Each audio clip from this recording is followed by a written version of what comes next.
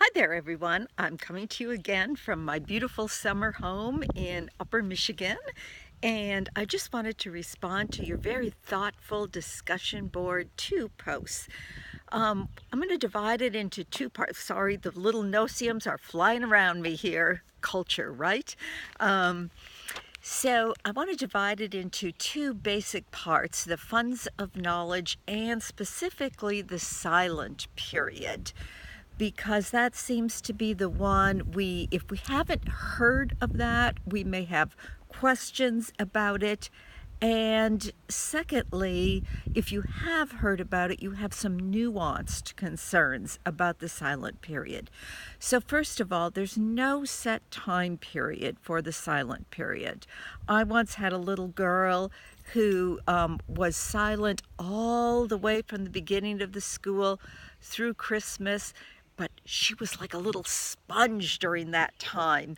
And she was taking in everything. When she came back to school in January, she was speaking beautifully and could even read in English. So the silent period is a very important period, and as you all noted, it's a period in which we do not want to force our students to speak.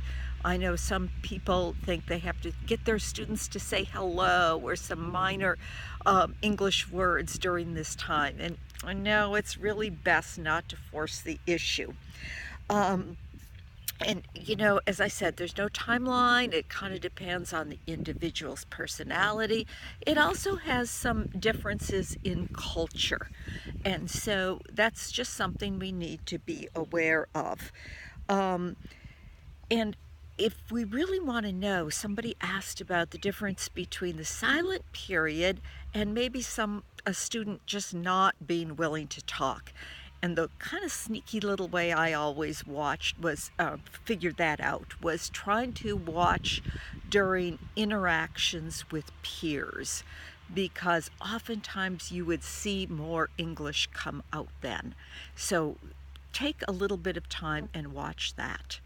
And a few of you asked about assessments during the silent period. I've never really found that to be helpful. Perhaps the only one is listed in our assessment folder, the SOLOM, and that is done, as I just mentioned, when students are interacting with peers. Let's see. One of the other components that I've found will help students maybe move through the silent period is if we try and speak a few words in the student's home language, because many times we're not going to do it correctly. And that gives students permission then that it doesn't always have to be perfect, but the trying is what is important. And I know when I was doing research in Cambodia, it was very important for me to at least try to speak Khmer.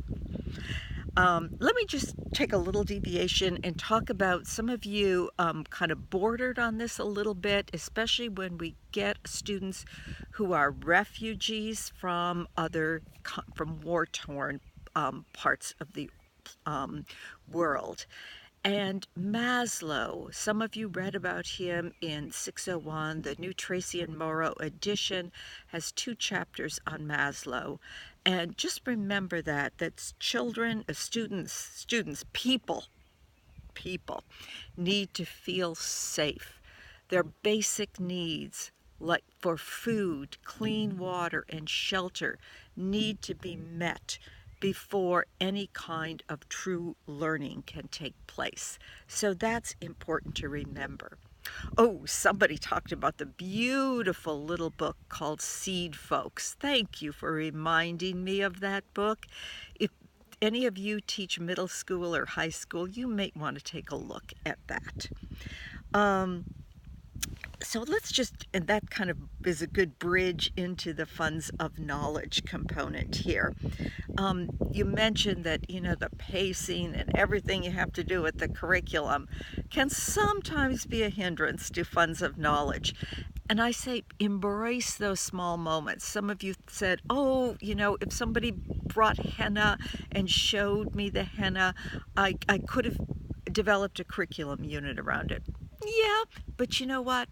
That small unit, or that small moment of you showing an interest, is a good way to use that student's funds of knowledge. Also,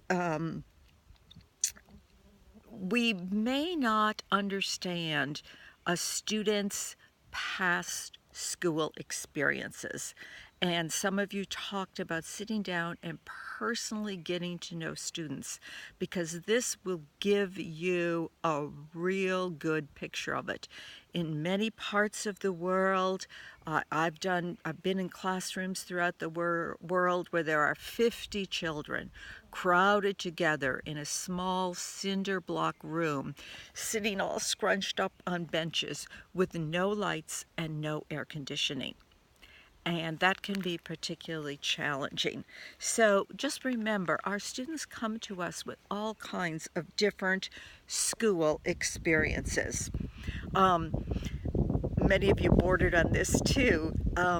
When we tend to think of Africa or Southeast Asia, because we live in a great big country that's almost a whole continent itself, we have to explicitly remind ourselves that there is such a richness to the continent of Africa. There's a great book called Africa is Not a Country, and I love to use that with any level of student. And so Morocco is very different than Botswana. And even Cambodia, being very close to Thailand, is very different. Their food is vastly different. And so it's important that we as teachers understand and acknowledge that with our students. A quick little just a little tidbit here. Some of you talked about writing and how it can be so difficult for our students. We talked about this in the last video too. Storyboards, cartoons, pictures are so very important. And then finally, I think I mentioned for some of you the website Maggie's Big Home or Maggie's Earth Adventures. On the Maggie's Earth Adventures website, you can take that whole lever and change it from English to Spanish. Disclosure, I was the writer of both of those websites, but I think you will find them very helpful, I hope, to you. And then finally, in closing, thanks for reading my article on Tibet. That was an interesting experience. I keep the picture of the girl in the white hat on my desk at all times because she is a very vivid reminder to me that I need to respect the culture and experiences of others and not just think that my way is the only way. Thanks. Have a great day.